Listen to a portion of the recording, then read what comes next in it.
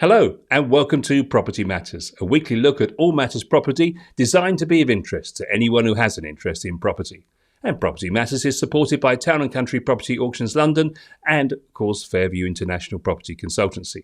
Now, each week we focus on the property stories that are making the news, and we'd love you to get involved. So please leave your comments in the comment section below wherever you're watching us, and don't forget to subscribe so you get notifications of when we go live. You can also email us and give us your feedback if you wish to do so, propertymatterstv@gmail.com. Normally at this time, I'd be introducing you to our property expert, Joe Joshi, but sadly, Joe can't be with us this week. Joe's not very well, so we wish him a speedy recovery, and we look forward to having him back on the show, hopefully next week.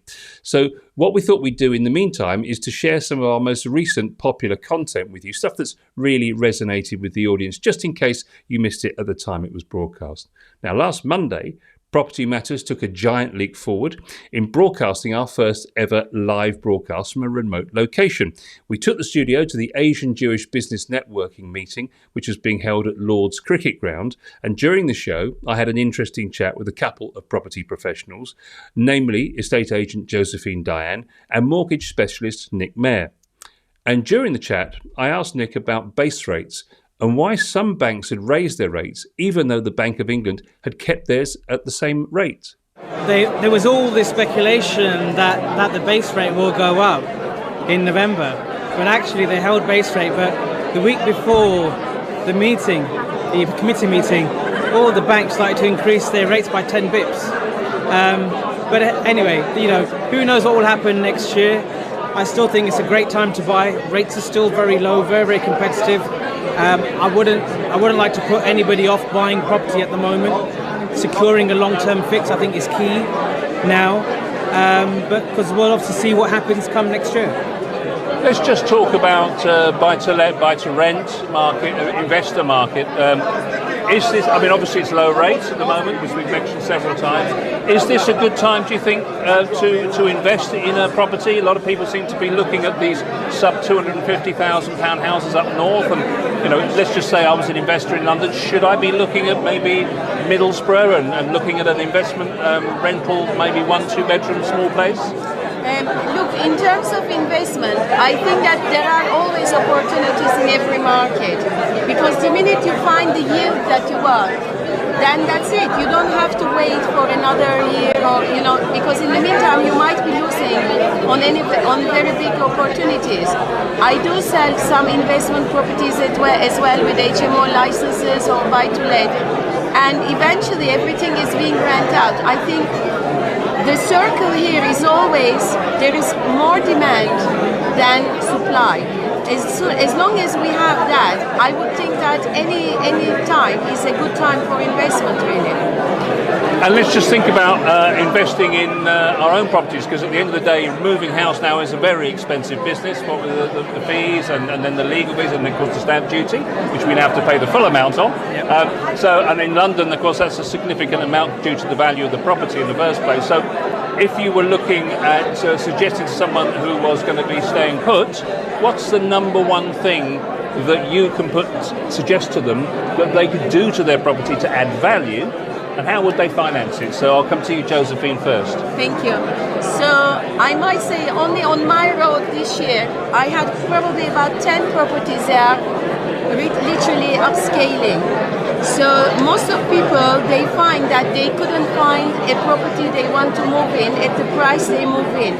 So they can look at the planning permissions, and also the government has done a lot of researches, and they kind of publicize new rules and regulations that allows them to extend their property, so they can go up, they can go to the side. And lots of people, I think, they find it interesting what they can do to their property. I think they can apply for extension if they have room, that is, especially on freehold properties. You can today, under permitted development, you can extend it another 6 meters. And also loft conversions have been very popular to add more value to the property. You have bigger space, you don't have to move out, and you add value to your property. And Nick, how should, if I'm looking for more space, how should I finance it with you? Yeah, just give us a call. Of course. Give us a call. I mean, look, there's there's lots of financial products out there. You know, it could be if it's your main residence, you could look for a further advance, a second charge, or a regulated bridge loan to obviously fund the development work, as you said. You know, because you want to be enhancing the property, adding square footage. You know, that's the thing that's going to add value to the property, is adding that extra square footage. But just under permitted developments, right? So as you mentioned, loft conversions, single story, double story extensions, full wraparound, whatever it may be. But like I said, there's multiple products out there for individuals.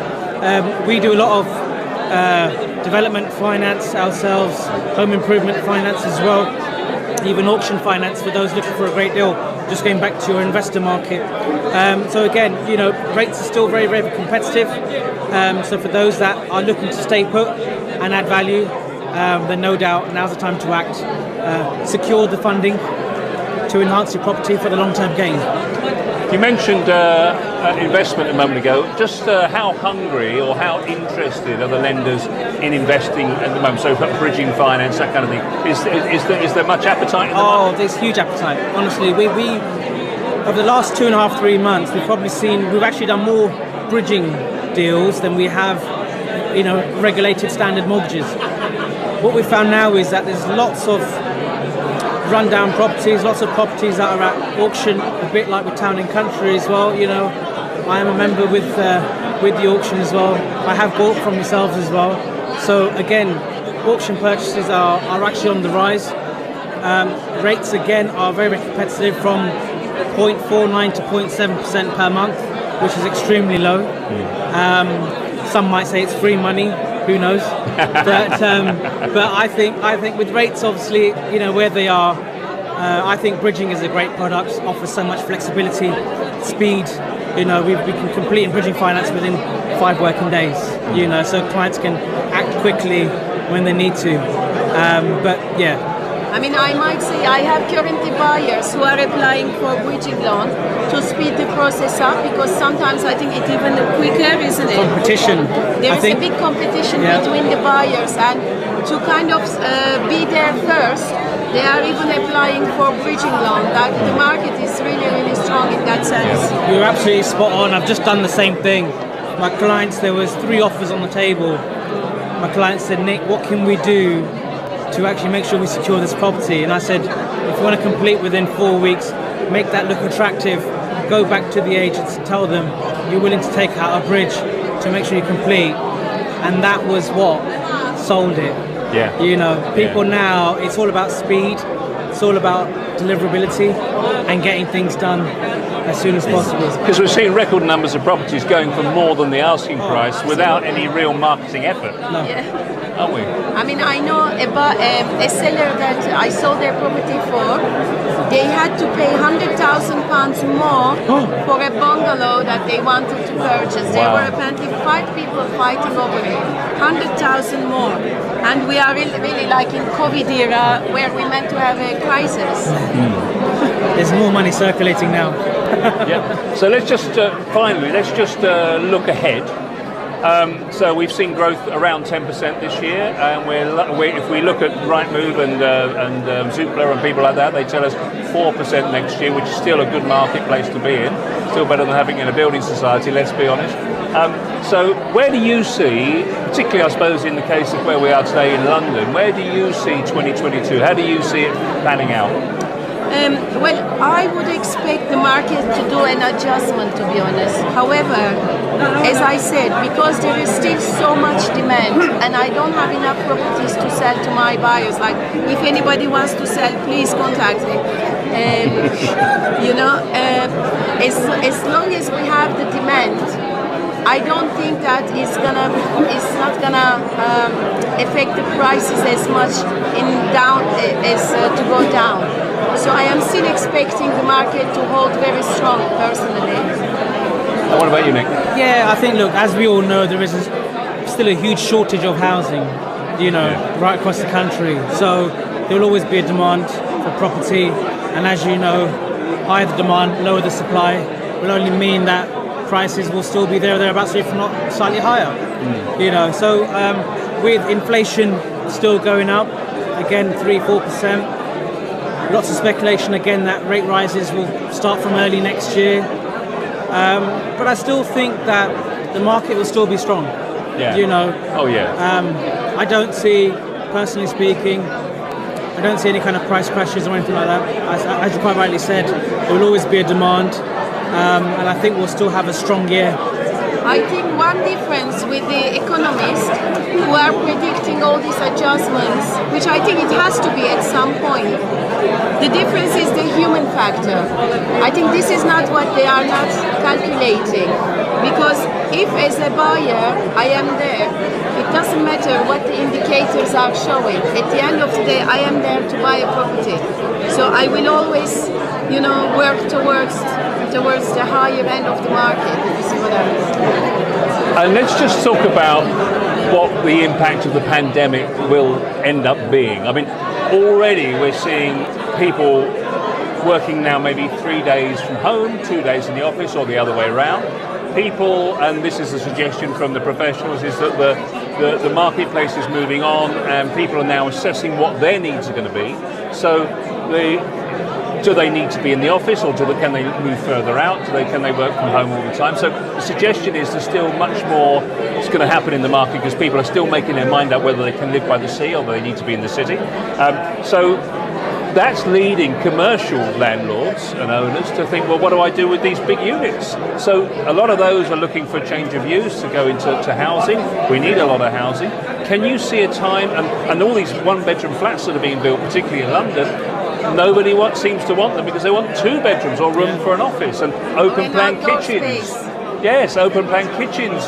Do we still want those? Because we've got nowhere where we can all work in the family. So do you see, or put the question another way, how do you see the property market evolving from a conceptual point of view for what people want? Can you see massive change?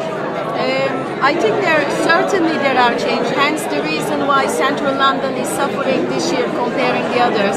Because as you said, lots of people are working from home now.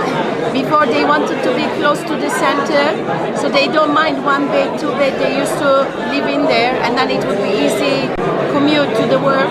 So this whole thing has changed a bit. But what the developers are doing, they are actually creating these big developments with communal areas where people can also work from, and they are adding outdoor spaces where people want. So I think there will be a clearance. So people who made their mind that they don't want to be in there anymore, they are moving out. But I think eventually things are going to go back to normal. That's how I feel. Nick, what's your thoughts? Yeah, there's quite a few variables because you've had people that were in 1-bedroom apartments during lockdown and they felt very lonely. So some individuals have actually moved into HMO properties where they're actually mingling with other residents, if you like. But I think that going forward, obviously with hybrid working now as well, there's an opportunity for people who thought that being in London was key because of commuting into work, for work. I think now, as we've all come to the realisation, we can all do our job effectively working from home just as equally. Yeah. And then you get that bit more family time, if you like, rather than spending a couple of hours a day commuting back and forth. I think people now really want that value of life a little bit in their kind of work-life balance as well. So I still think that you'll have people who may look further outside of London, in the home counties, if not slightly further out, especially if they're trying to get onto the property ladder and they can't afford London prices. Because they can work outside of London and it will be achievable in terms of buying their first home. I think that will kind of push people to do that. One last question that we covered on Property Matters a few weeks ago was a great suggestion about what do we do with the high street and how do we take some of the vacant units, and could we look at, for example, put sheltered housing or elderly housing in the high street, which would be near to facilities for people, near to doctors and from railway and so forth. What's your thoughts on what we can do with the high street? Because that's a struggle at the moment from a property perspective. Yes, absolutely. I mean, unfortunately, lots of department stores are closing down.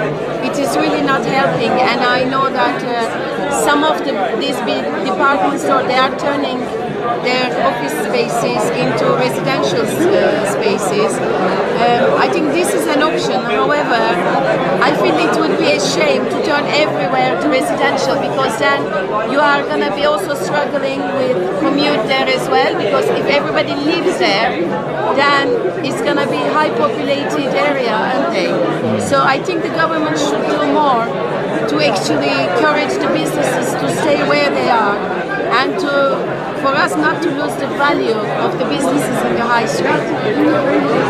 One last question. I promise this is our last one. I could talk to you for hours. It's been fascinating, Joy, and thank you for your time. Really appreciate it. We've nearly done half an hour already, unbelievably. But the last question I want to talk to you about is to do with where you see the future in terms of our residential marketplace. Just tell me what you think next year is going to look like for you as a business. I think it's still going to go strong next year, because Boris Johnson and the government, they always find a way to kind of keep the market quite buoyant, if you see what I mean. And again, because of the demand being more than the supply, I feel like it's still going to be around this much. One last question. Stamp duty holiday. Yes. Was the government right to do it? Because obviously a lot of people end up paying 15% over on their price, which is more than the savings. So yeah, this is and it's created a price inflation. Was it the right thing? I think so. Look, we can always play that card that they may have paid over than the actual house value, if you like. But I just still think it was still a great saving, if not for first-time buyers, but even for property investors. Instead of paying the additional rate stamp duty, even the investment side of things, they save stamp duty. But I think it was great. It was obviously great for us, great for our industry, great for the economy itself. I just hope that there's another one soon. And finally, Josephine, Joe always says that even if you did pay over the odds, if you keep the property for a good few years, the way prices are going, it's always a good investment, bricks and mortar. Yes, absolutely. I always believe that, especially if this is going to be your home. There is no harm in paying more, because you're not going to sell it next year. And in a few years' time, when you look back, you've done the right thing because you got what you really wanted out of it.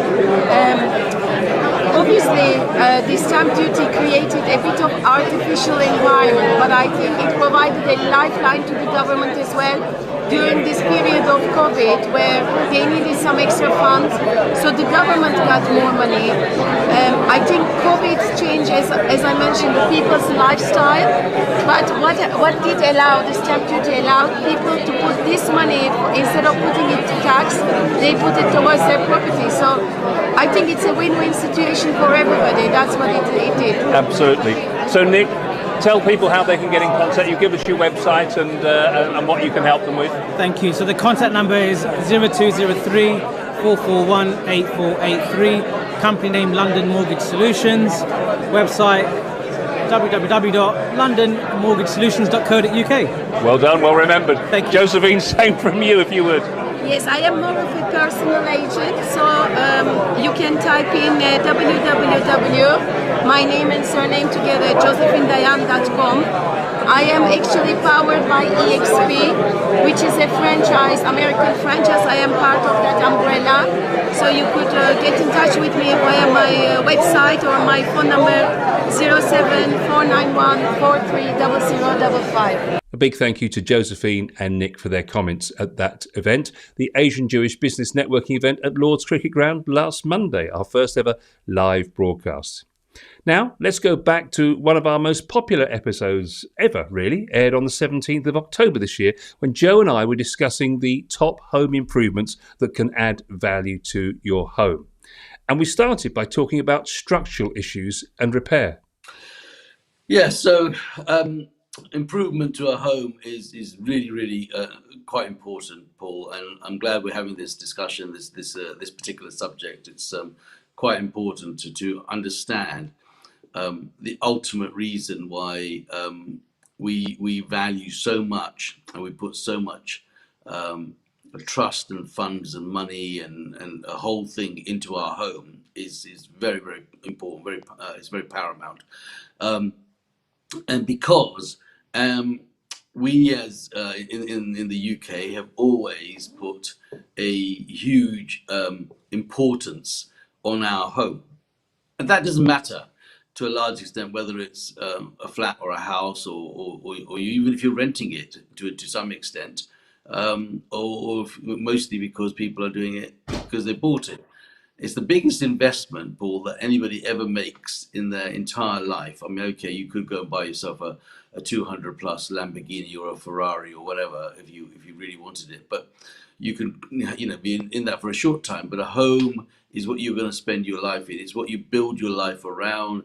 It's where you have your children. Everything happens fundamentally in the base and in the foundation of the home. And therefore, the foundations just about us as people and our home is just as important as the foundations and the structure of your property. And that's where you got to stay and ask your question. So I always start with standing on the outside, look at the property from the exterior, step back. Because to be honest with you, when you have a place, you kind of don't step back. You're rushing out of your car, you've got a handful of shopping, etc. You maybe got the kids around you, you just want to get the key and you get out and you forget to actually take a stock and look out the outside and say, well, actually, what do I need to do? Because we're always living on the inside, which is the whole idea, we do a lot of things to the inside because that just becomes the norm. But the outside is absolutely the right way to start. Now, you point out structural defects and structural needs that they're doing, and things like subsidence. Now, subsidence and movement of property at some stage is inevitable, and it happens vastly around roads and rail and maybe rivers and waterways, etc. Because there's always a slight movement in the earth that it is built on, so it's always going to adjust a little bit. Perhaps not so much, trees is the further other one, away. isn't it? Yeah, Sorry, but trees is another one. yeah, trees. So all of these things are important to understand when you're buying a property or you're looking at the outside, because those things are gonna make the difference on how a property is going to settle. Now, even if you're buying a brand new property, you will find that a year, 18 months later, you are going to see hairline cracks in the plaster and things like that coming through. That it also is about the ground settling, because it's brand new, they've created the foundations, and there's going to be a little bit of adjustment for that property to find its own settlement as time goes on. So it's very, very important to understand the structural side of it. Now, most people actually miss that. And the only time it really raises its head is when a surveyor may value it, or maybe an experienced property guy like myself who's seen this in the 40 years, we can advise and guide to somebody and say, look, that there is some structural issues here, and you may need to get a structural engineer to come in and give you advice and guidance as to what needs doing, if anything at all. And sometimes it's too late. If you have a 200-year-old property or a really old cottage, that settlement and that cracking is going to be there for a long, long time. But they can be resolved in different ways, and underpinning and getting some structural advice as to how to stabilize that property is equally important to get. So there are differences on who comes to look at these things. You need to have a structural engineer as opposed to structural surveyor. The surveyor will actually give you advice on it as it stands and looks at, but the engineer will start to tell you how we're going to stabilize that property if there is a reason for it to be stabilized. So there are different people for the different jobs that need doing. But once the outside is looked at, of course, you start to step indoors. But even on the outside, there's so much more. In fact, in my opinion, not that that's probably worth a great deal, Paul, but in my opinion, the outside is far more paramount than even the inside is. Because when you're looking for a property and you're looking to buy a property, you are not going to go on the inside before you've actually digested or taken in the outside.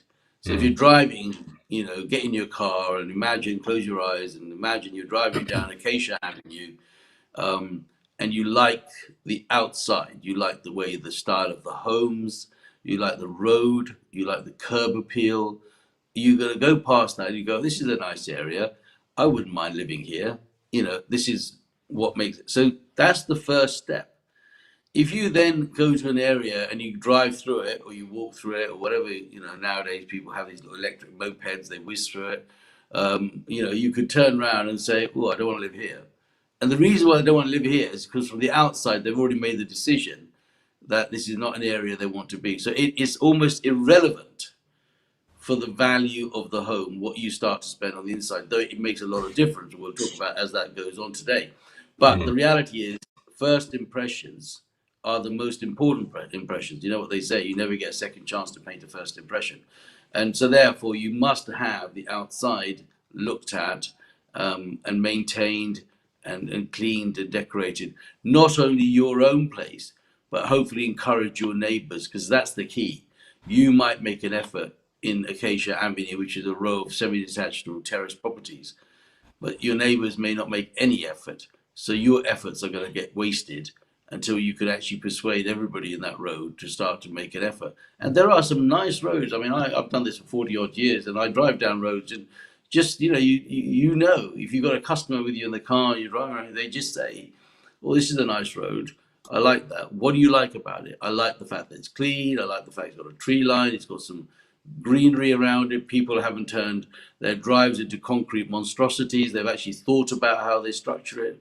They haven't got cars on bricks and taken the tires off. And all of that kind of stuff makes a lot of difference. And then you look at the house, and if someone hasn't actually bothered to look at the house and deal with the outside, it's dismissed. They're just not going to actually bother. So the exterior is important. Structural surveys and structural movement is equally important, because what you don't want to do is start spending money on all the other material things that you could do to the outside, knowing that there is some sort of defect. The problem is this, Paul. The problem is that if you had a traditional brick and tile property, then the chances are you will see some of the movements because it's evident.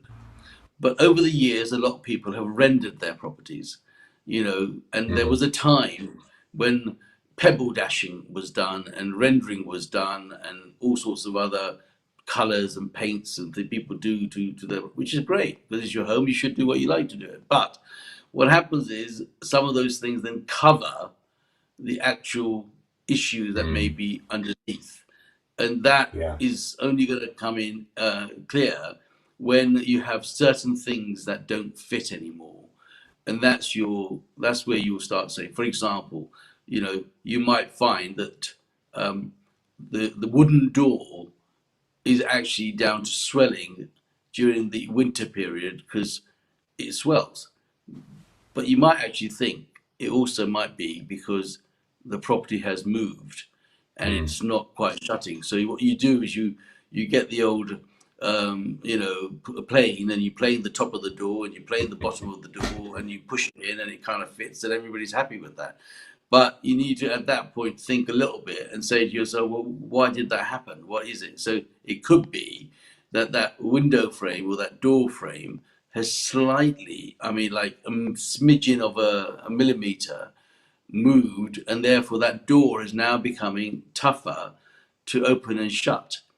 It's a simple exercise as that, to be honest with you. You don't need a structural engineer to come in and tell you that. I can tell you that sometimes it's just simple things like that. Now, and again, that may happen on the new modern double glazing UPVC doors. However, I have learned that they do have a little bit of play in those. So you can't always, that has to be a pretty drastic move.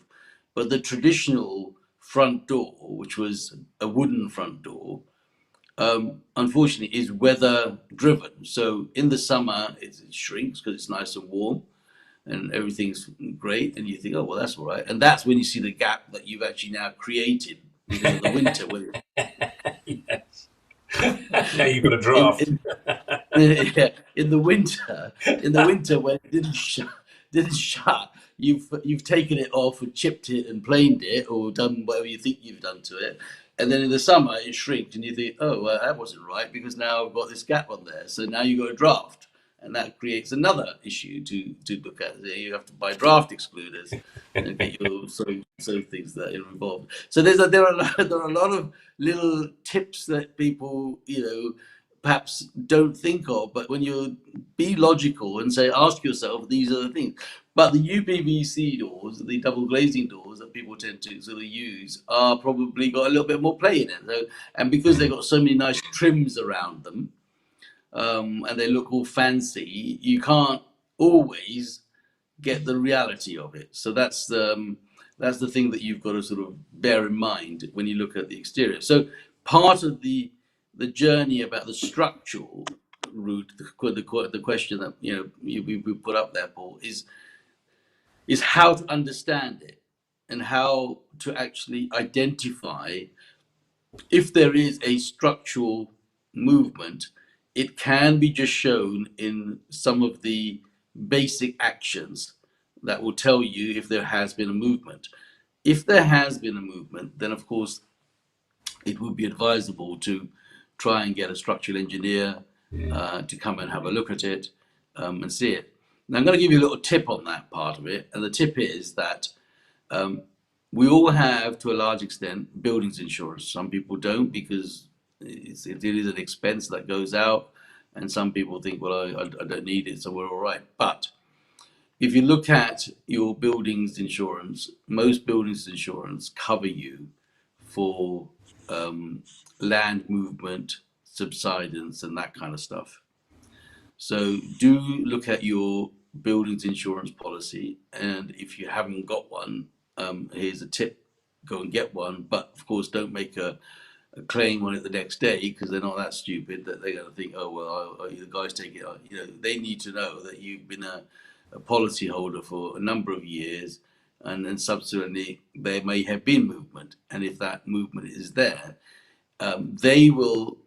You can call them on their hotline or their direct line or whatever they call it, and you can probably get someone to come out, and that could be paid and covered. That structural engineer's cost could be paid and covered under your buildings insurance policy. So do check that out, and if anybody is in doubt about that, then you know where we are, or you can give us a call or drop us a message, and we'll be happy to help you, guide you through that part.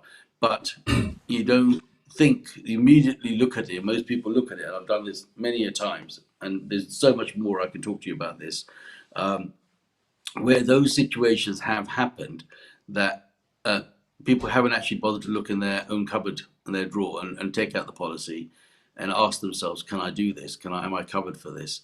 And I'm sure you'll get comments from people that actually have done things and never thought that they were actually protected and covered on that. So it is important to check your policy out and make sure, because that one point is going to lead to a number of things, Paul. First thing is that you're going to get that movement. Secondly, you've got to get it investigated. And let's say that there is movement, then you've got yourself another huge bill on your hand. And that could be thousands, literally thousands of pounds. So if there was a movement on the property, that was a structural movement, and you wasn't protected through your insurance, then you had to start to doing underpinning and employ engineers and builders and developers and all sorts of people just to try and get that movement settled. You could be looking in 20, 30, 40,000 pounds worth of work that you never actually bargained for. So buildings insurance policies are quite important to check out, and you may be surprised how many other things are covered. Unfortunately, a lot of people don't bother to look at those. So a few tips on the structural side, and of course, I'm sure we will revisit some of that in the questions. No doubt, Paul Allen's going to put through it. We also say thank you to Michael Holmes, who wrote this article actually in a website, homebuildingandrenovating.com, and these are the tips that they've shared, and they provide us with a pretty thorough agenda for discussion today. So some of the suggestions that they make are sagging and leaky roofs can be structural, rising damp, cracks in the walls, obviously bowing walls, rotten joists and roof timbers, insect infestation, missing or broken roof tiles suggest the roof might not be in great shape, unstable chimney stack, and collapsing floor, unlevel floors, all things to look out for from a structural point of view. Moving on to the second one, Joe, and I suppose the next most basic thing is get an opportunity to upgrade the heating system. So looking at the property, and it may not be that you need to, the article suggests, actually replace the whole thing, but maybe add more if the capacity of the boiler can take it, of course, add maybe heated towel rails or additional radiators onto the system if the system's even in a good position. But that's a great thing to look at first. And, maybe it's a case if it's an older property that we just need to go in with a new, greener system, and that will add real good value to the home. So, of course, this week it's been announced that by 2035, gas boilers are going to become defunct. These are the titles. Everybody thinks that we are going to go electric, and that is the way forward. So people are going to be looking at new boilers, new systems, new ways of heating their home, and having hot water in the property. You're absolutely right in terms of what you can add in terms of the heating system, and there are a number of things that come to my mind to add to what has been suggested here. And the first thing is that we find that if you're in a winter period, it becomes probably more relevant, Paul, than it does perhaps in the summer period. And that one of the first things is that the gas central heating and radiators through gas central heating provide another thing, and that is drying clothes. So people often will use the radiators and chuck, a damp towel on it, or put their socks and undergarments and all that kind of stuff that goes onto the radiator. And so they feel comfortable and safe in doing that because there is no heating mechanism as such. It's oil-filled or water-filled radiators that are warm and therefore will feel safe. When you look at that with electric, that is an impossible task to do. Unless the radiators are created in a similar style or fashion as the ones that are up on the wall with that. But there is always a little bit more danger. It always says do not cover these things because obviously there's a certain type of heat that's coming out and it might cause damage, it might cause fire. But more than anything else, what it does cause is damp. And that is a huge thing because most people will find it cold, so they close the windows, there's no circulation, and they've got damp coming off the radiators because the radiators are drying those towels, and subsequently there is moisture that is now going into the place, and all of a sudden if you look around the windows that you've done that, you find that there's moisture sitting on the windows and creating problems. These are all things that generally create the next problem, unfortunately. So you solve one by saying, well, actually, I've dried the towels and my undergarments are done. But actually what you've done is also created a damp situation. And that damp situation then goes into creating another problem, mold, etc., that then starts to sort of manifest itself around those areas. Adding towel rails is definitely a good idea because that's exactly what they are. They should be used for, and they could be put in different areas of the building as well. For example, they could be put into utility rooms, which are areas for washing. It's a designated area to do that. Obviously, maybe an extra one in the bathroom, because those bathrooms are set to enjoy the moisture from showering and watering and so forth. What I'm trying to say is isolate it and put the extras into the areas that are already designed to do those things.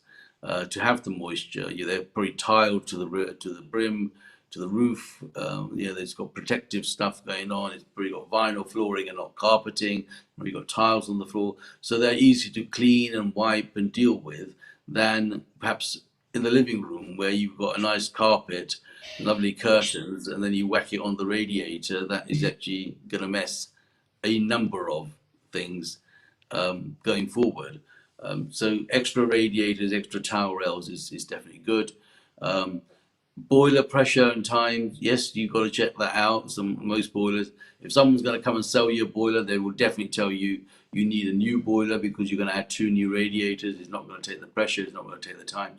That is not always the case, but of course they've got to sell you a new boiler. If you get someone like British Gas come in, that guy is definitely going to say, here's an opportunity for me. So you do need to get a couple of quotes, couple of views. The hardest people right now to find are tradespeople, Paul. So to get a man to come out and talk to you about, your central heating is as highly possible as perhaps William Shatner, who actually at the age of 90 managed to go to the moon or go into space.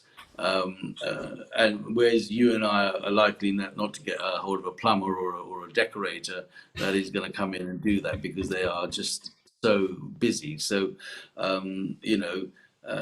was a Star Trek fan from a child, so I obviously can engage with William Shatner's idea, to go into space as Captain Kirk. But and as Captain Joshi, it is just not going to work locally to try and make that happen. So I think that there are things you can do and there are things that you must do in terms of the heating side, but do think about the things that I'm suggesting is to put it into an area that is already set for moisturizing.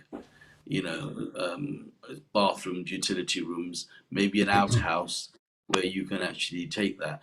And those things will change the things inside the house. And opening windows is so crucial, yet we spend our life closing windows because it's cold.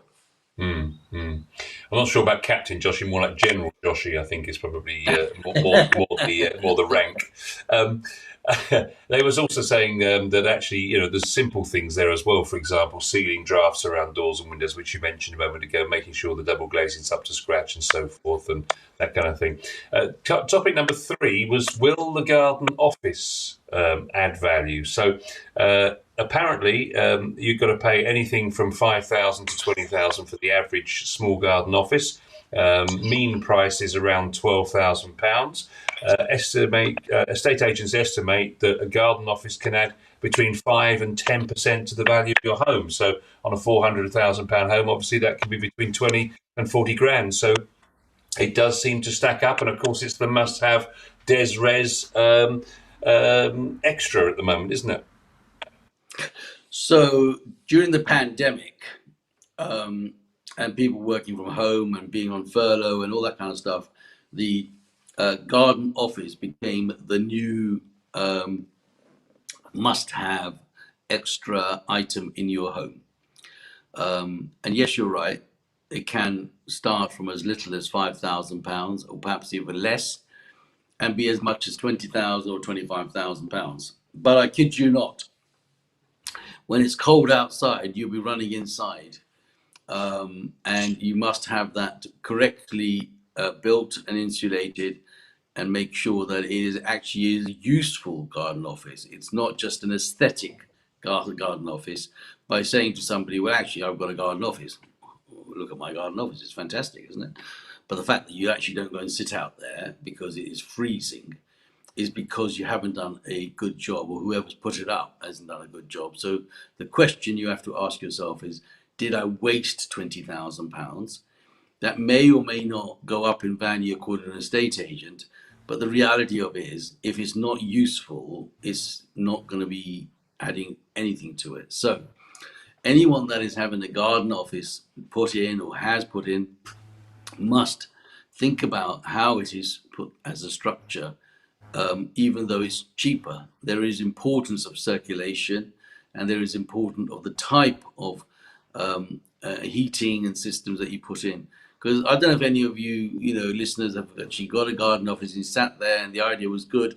And then you find that, now that it's been cold weather for argument's sake, or the temperature hasn't been good, you actually prefer to sit on the kitchen table as opposed to the garden office that you've created, which is now going to become a very nice glorified junk hole storage place, because you don't want to go out there because it's just wet, or it's damp, or it's cold. So I'm not sure that the idea definitely is a good idea, but what I say is, if you can't do it or can't get it done properly, think about the idea, because really all you're doing is making something look aesthetically attractive by saying to someone, I have it, but if you can't use it, then really it's not my point. And there are so many cheap, single-skinned shed cum garden offices that are created, and they're a good den for the gents to go and disappear and become a good. I mean, the only thing that I've seen a lot of these garden offices become is a little, go-to bar, go-to drummer kid. Put them in there and make as much noise as you like, and so forth. They have other usages than perhaps the garden office, because you're not going to sit there long enough. So it is paramount to make sure that you get it structured correctly. Yeah. Wise advice as always. Next is rewiring and replumbing old houses. So obviously, the older the house, the more relevant this may be. But obviously, you need to have proper RCD, electrical safety standards in the house, and so on. I'm no electrician myself, but I know that much about it, obviously. But they suggest also that even it might be just adding extra sockets can actually add value to the home. And maybe using more attractive faceplates on those sockets and switches, and maybe updating lighting in the bathroom and adding extractor fans in bathrooms. Those are the kind of things that you can add if you don't need to necessarily rewire, but you can improve what you've got. So yes, electric points are now a huge issue in more ways than one. And I see this as I travel around. I see this in my own home, and I see this as we see. Why is that, Paul? You ask why is that most important? I'll tell you why the answer is because pretty much everything we exist and own and touch needs to be charged up. And there's always a war who's got the charger and which electric point has. And then you have about 30 sockets, 30 gadgets plugged into one particular one because it's in the same zone. So you've got your iPad charger, you've got your iPhone charger, or your extra smartphone, and then your daughter's got hers that they want to do. They've got the TV charger on it. You in the kitchen you got the toaster, you got the griller, you got this, and then it just goes on. So everything is needs the charging point. One of the cleverest things that are obviously been done and people don't do, and it's only for the sake of maybe another couple of pence or maybe a pound, I don't know how it would be, is that when they do add the sockets, that they can actually now add sockets that actually got the USB point built into the sockets.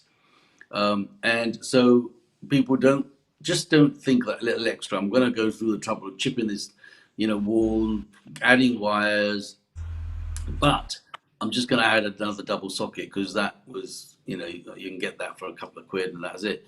If you just spend a little bit more money and get the right sockets, you can actually add the USB part of it to those things, and subsequently can reduce the number of chargers and actually expand the number of chargers in the house, because all of a sudden everywhere you've actually added new power points actually has a USB point, and you can spread the load if you like. But I find that at the moment a lot of people don't think about those extra bits, and it's actually everything that we touch pretty much is required to charge, or needs a charge. And if you've got a family of 4 and each one of them's got 4 or 5 gadgets, the danger is that you put all the pressure on the one point, and that is not safe. And that's what you've got to think from an electrician's point of view. you can upload it, and all of a sudden, I don't know if you've ever seen when you use your chargers, if you actually go to the charger itself and just touch the charger, it is burning hot, as is your phone when you take it off or whatever. So that load spread around the house is far safer than it is all concentrated in the one place, where you are endangering not only your gadgets because they might burn them out, but you might have a fire created because the system is overloaded. So extra power points designed with all of the modern gadgets are paramount in doing how they should be around kitchens and around wherever you are. And I think they will definitely add. And I know that a little thing like that actually now makes people think. So some years back, you may remember that everybody had Cat 5 installations, and that was because all of our smart home needed, touch lighting, central sound system, music system, all of that part of it. And then it was an afterthought, and somebody started to rewire the whole thing. So if you're going to do rewiring or you're going to do restructuring of any sort, then my suggestion would be that you take into account, because once you've chipped it away and had all this work done, you're still going to have these other gadgets. And if you've forgotten to add that, you're going to redo all of that work again, and that means redecorating and so forth and so forth. So, it is important that you think about it. It may be a little extra at the beginning, but in the long term, you will find that it was the right thing to do. And I remember when new developers used to start to put in electric and so forth, eventually we used to say, well, it needs Cat 5 because everybody's going to have a smartphone, they're going to have a point. And then they go, yeah, but we put these extra sockets that are going to have a gadget, but they didn't centralize it. So as time went on, every developer started to run the wires next to the rewiring or the new wiring of a property to make sure that everywhere there was a Cat 5 or Cat 6 or whatever the current requirement is in terms of computers and sort of making sure that the Wi-Fi and the TV and all of those things were able to be connected. So do think very carefully about the type of wiring that is required, but I think definitely smart extra sockets will definitely add value and make a property more saleable. Well, that's just about all we have time for this week, I'm afraid. Do hope you found those conversations of interest. We wish Joe a speedy recovery, and I'm sure he'll be back with us next week at the same time in the same place for another Property Matters.